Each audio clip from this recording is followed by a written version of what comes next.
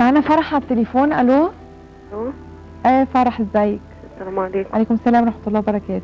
انا معجبه قوي بالبرنامج بتاع حضرتك. ربنا يخليك يا فرح، ميرسي على انا المكالمة. اول مره اتكلم على الهوا مع حد. ما تبقاش اخر مره بقى. ان شاء الله. ان شاء الله. انا اتجوزت جوزي جواز تقليدي. ايوه. بس بعد ما اتجوزته بسنه. انا دلوقتي بقالي 5 سنين او 6 سنين متجوزه. اكتشفت ان هو كان على علاقه بوالدتي. نعم. على علاقه بوالدتك قبليكي يعني؟ علاقه حب يعني ولا علاقه يعني وكان في بيبي كان متجوزها يعني؟ لا. وبعدين؟ بس فانا كنت حبيت اخد رايك، يعني ايه انا يعني نفسيتي مش قادره يعني لغايه دلوقتي. مش انت اكتشفتي ده ازاي؟ هو اللي حكالي بعد ما اتجوزت بسنه. طب ومامتك كانت عارفه؟ كانت عارفه. هي انا رحت حكيت لها. لا يعني مامتك كانت عارفه ان جوزك ده هو اللي كان على علاقه معاها قبل كده؟ وهي اللي مجوزاني ليه. وهي اللي مجوزاكي ليه. وعلاقتكم عامله ازاي دلوقتي؟ عادي، انا متجوزاه عادي، ما كنتش بحبه بس يعني هو كويس فانا حبيته بعد الجواز. يعني انت الموضوع ده مسبب لك مشكله دلوقتي؟ نفسيتي مش عارفه تصفى، مش عارفه اعمل ايه. هو بيبي ازاي؟ هو ينفع هي يعني ينفع اخوكي يبقى اخو ابنك؟ لا، ما هو خلاص، ما البيبي نزلته. وانت عندك اطفال منه دلوقتي؟ بصي والله هو اختيارك، يا تنسي وتكملي حسب علاقته بيكي. يعني انا ما اعرفش هو عمل كده صراحه ليه. يعني حكايه الطلاق برضه هتبقى صعبه، يعني انا عشان انفصل ما انا هروح. ايوه، هو عمل كده ليه؟ يعني ليه يبقى على علاقه بامك بعدين يعرفك انت؟ ما سالتيهوش ليه؟ عشان هو كانت اولا هو كان صغير في السن وما كانش في حد يعني كان يعتبر عايش معنا في البيت، يعني هو كان قريبنا. فيعني ما اعرفش انا بقول ربنا اعلم، يعني يمكن هو ضعف. مش بدافع عنه او عنها، انا ما اعرفش كان ايه السبب. يعني هو بيقول لي ان كان هو ده كان من زمان قوي يعني الوسيله الوحيده ان هو ممكن يقعد معانا في البيت او يعيش او حد يصرف عليه او كده، يعني كان زي مصلحه كده. يعني انت متاكده ان هو بيحبك دلوقتي؟ الصراحه هو يعني بيعمل لي اي حاجه ترضيني. وايه علاقته بامك دلوقتي؟ عاديه. ما اعرفش، انا يمكن انا اللي على طول بشك، ان حاسه على طول في دماغي وسواس ان ممكن يكون في حاجه او كده. ان هو ده بقى اللي انا هكلمك فيه. طبعا ان انت راضيه عن حياتك كده دي حاجه طبعا ترجع لك، لكن هل هو بيعامل امك دلوقتي على انها حماته ولا على انها حبيبته؟ هو صراحه مختصر خالص، مش بيحاول ان هو يروح، مش بيحاول يحتك بيها يعني. قليل، بس برضو ده عامل لي قلق. يعني قلق ايه؟ معقوله هتغيري من امك؟ لا، انا مش عشان غيرانه، انا عشان حاسه ان في يعني ايه، انا الوحيده اللي بعده عن عيشتنا في البيت. يعني اخواتي كلهم بيروحوا وجوازهم وكده، انا الوحيده اللي يعني ايه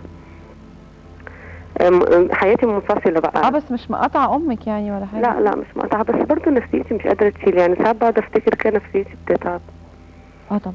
يعني بصي انا لغايه الان مش عارفه ارد عليكي. يعني انا مش عارفه ازعل من جوزي اروح اغضب عند امي، ما انا برضو ببقى. هتزعلي من جوزك في ايه يعني؟ هو تزعلي من امك مش من جوزك خالص. لا، في اي موضوع تاني، ما هو خلاص الموضوع ده يعتبر هو بالنسبه لي اتنسى.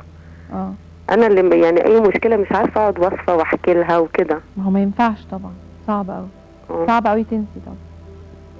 بس انا قلت اخد رايك. على فكره انا يعني على العموم بصي هقول لك حاجه. انا سالت في دار الافتاء قالوا لي مش حرام. انا كنت فاكره ان عشت معاه حرام.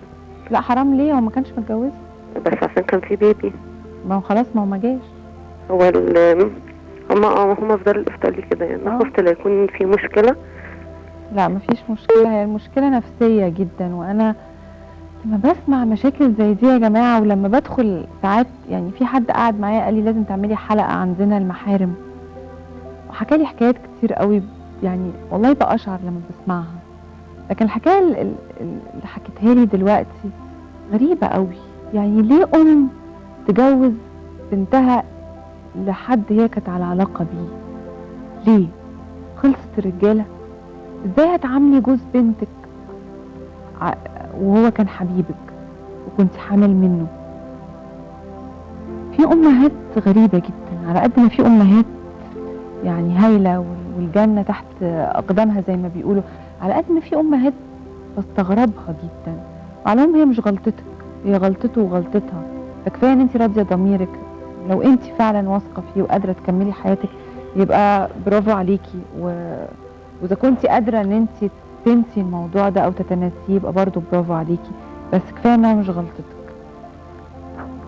في تامر حرب القاهره، سبب عدم الرضا هو عدم القناعه، ولو الانسان قنع بما قسمه الله، وكما قال رسول الله صلى الله عليه وسلم الطيره شرك. انا مش عارفه اقراها فمش هقراها غلط، لا يكون حديث عن النبي عليه الصلاه والسلام وانا مش عايزه اقراها غلط، لكن هو بيقول ان التشاؤم والنظره الوحشه للحياه مش حاجه كويسه.